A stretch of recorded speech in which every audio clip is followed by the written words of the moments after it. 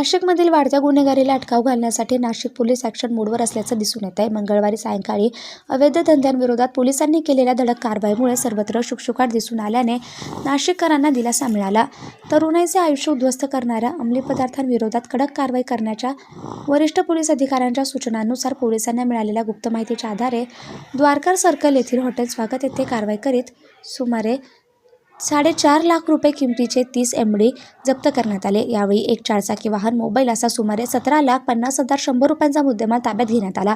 यावेळी पोलिसांनी केलेल्या कारवाईत मुजा उर्फ मुझफ्फर मैनुद्दीन शेख वय 43 राहणार भोईवाडा कथडा, शेख फरहान रजा मोहम्मद वय 22 राहणार बागवानपुरा भद्रकाली, अनिल मोतीराम वर्मा वय 32 राहणार तपोवन पंचवटी, हिना जीवन कापसे वय 35 राहणार निलगिरी बाग पंचवटी या संशयित आरोपींना ताब्यात घेण्यात आलं.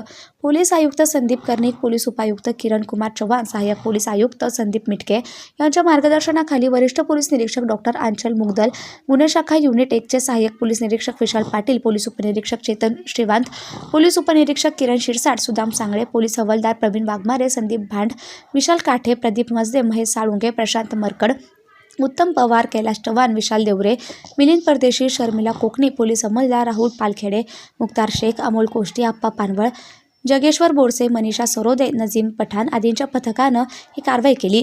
नशेच्या विळख्यात अडकत चाललेल्या तरुणाईला वाचविण्याच्या दृष्टीने पोलिसांनी केलेल्या धडक कारवाईमुळे पोलिसांचं सर्वत्र कौतुक होत आहे. पोलीस आयुक्तांच्या गुन्हेगारी विरोधात धडक कृतीमुळे गुन्हेगारीचा बिडमूड होऊन नाशिककरांना मोठा दिलासा मिळाल्याची चिन्हे दिसून येत आहेत. Subscribe now and press the bell icon. Never miss an update.